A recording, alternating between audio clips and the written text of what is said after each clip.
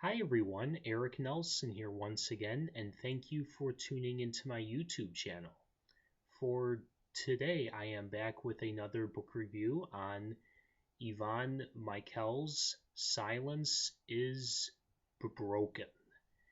Now, before I get into the review, I would like to say that I think the actual title of the book is not only relevant, but I think it is a real good underline meaning, because like so many books that I have written, and probably a lot of the probably a lot of books within the whole writing industry.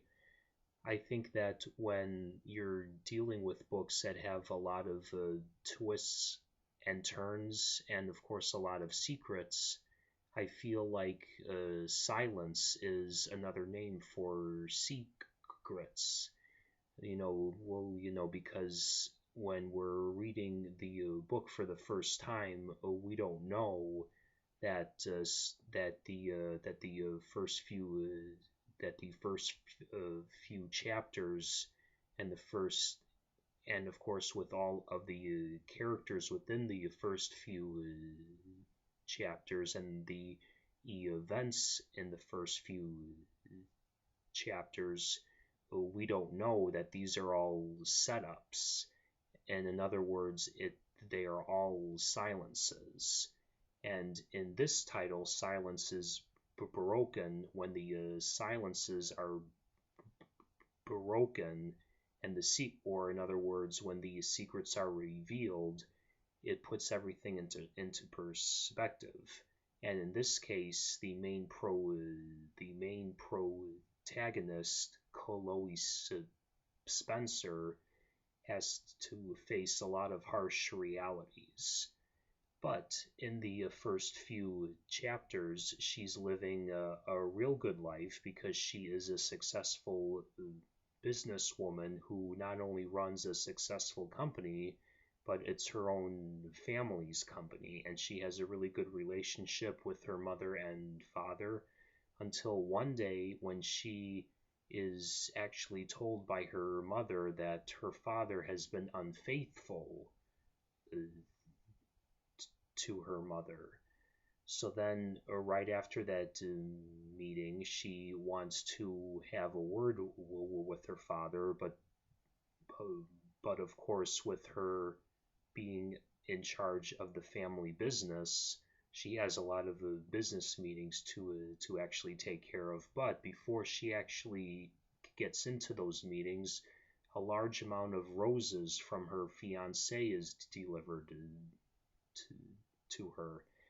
And after, when she makes several attempts to contact her father, and they have all failed, and her secretary actually starts acting up, she finally meets up with her fiance, who is Xavier Davidson, and he convinces her to have a nice weekend with her in the city of New York. And then, after taking her to this one luxury apartment building, he actually unwillingly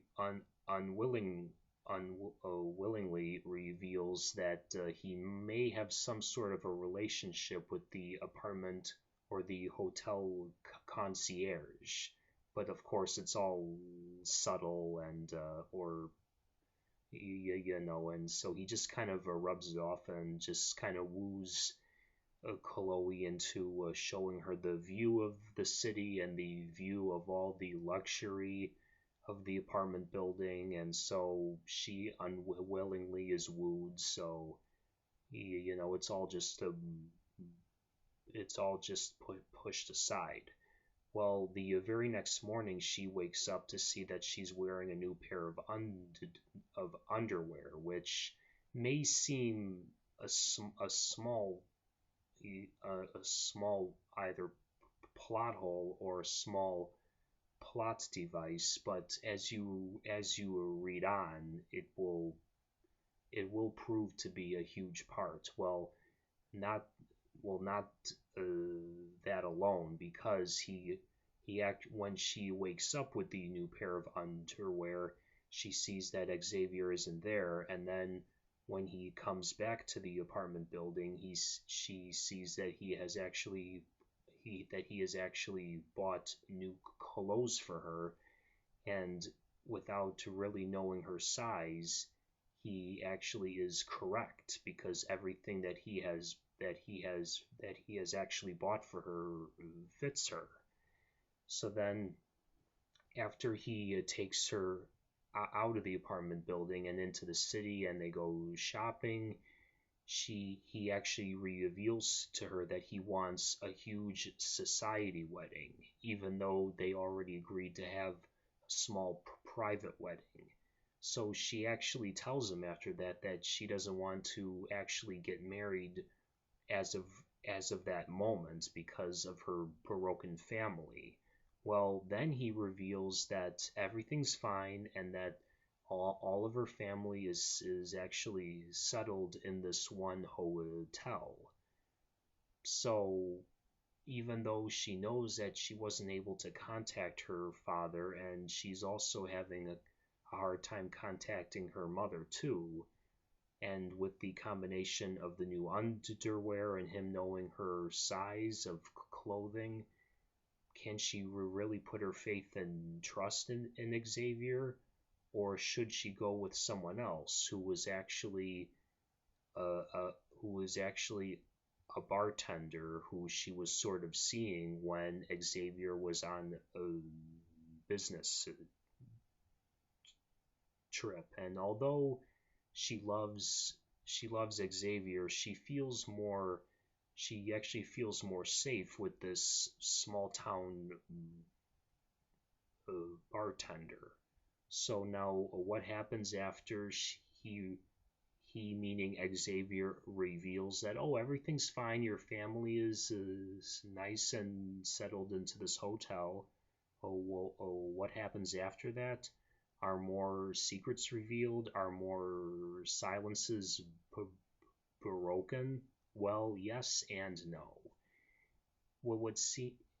I'm not going to really reveal too much more, but I will say this: when certain things are revealed, more things are revealed by saying, well, it may it, like it may look like some characters had this happen to them, when in fact it actually hasn't. But then more doubt comes right after that and says, well, maybe it actually did.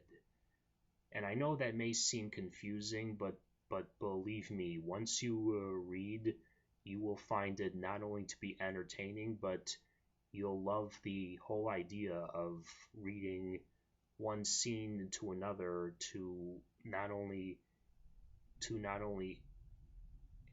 enjoy all the silences being broken, but in some ways it's like playing a mental game. And so you're not only reading a great book, but you're also playing a mental game, which could be entertaining, but at the same time could be a little mentally dangerous if you take it way too seriously. But you won't have to, because it's all for an entertainment. So I hope you guys get this book on Amazon or anywhere, because it's well worth the read and well worth the entertainment. And I hope to see you all at the bookstore or the iBookstore.